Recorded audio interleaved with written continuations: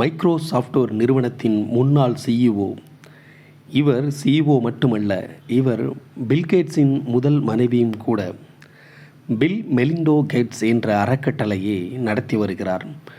பெண் கல்வி, பெண்கள் முன்னேற்றம், பெண் குழந்தைகள் முன்னேற்றம், அது மட்டுமின்றி உலகளாவிய ஆரோக்கியத்திற்காக தொடர்ந்து குரல் கொடுத்து வருகிறார்.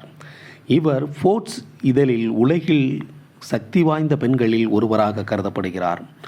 1964ஆம் ஆண்டு ஆகஸ்ட் 15ஆம் தேதி அமெரிக்காவில் டெக்சாஸ் மாநிலத்தில் உள்ள டாலஸ் என்ற நகரில் ஒரு கத்தோலிக்க கிறிஸ்துவ குடும்பத்தில் பிறந்தவர்.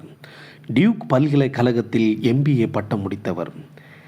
எவ்வளோதான் காசு பணங்கள் இருந்தாலும் பெண்களுக்காகவும் பெண் குழந்தைகளுக்காகவும் கல்விக்காகவும் அவங்களுடைய முன்னேற்றத்துக்காகவும் ஒடுக்கப்பட்டவங்களுக்காகவும் போராடும் ஒரு நல்ல குணம் இருக்குது பார்த்தீங்களா.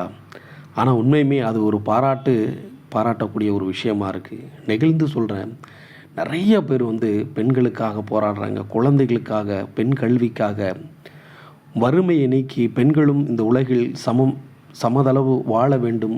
கல்வியிலும் சரி, வேலையிலும் சரி, இந்த குணம் இருக்கிறவங்கள நீங்களும் ஒரு முறை லைக் பண்ணலாமே, பாராட்டலாமே.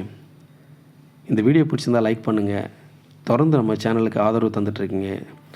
இந்த வீடியோ பிடிச்சிருந்தால் லைக் பண்ணுங்கள், ஷேர் பண்ணுங்கள், கமெண்ட் பண்ணுங்கள். நம்ம சேனலுக்கு புதுசாக பார்க்குறீங்கன்னா சப்ஸ்கிரைப் பண்ணிவிட்டு பாருங்கள். அப்போ தான் நான் போடுற அடுத்தடுத்த வீடியோ உங்களுக்கு நோட்டிஃபிகேஷனில் கிடைக்கும். தேங்க்ஸ் ஃபார் வாட்சிங்.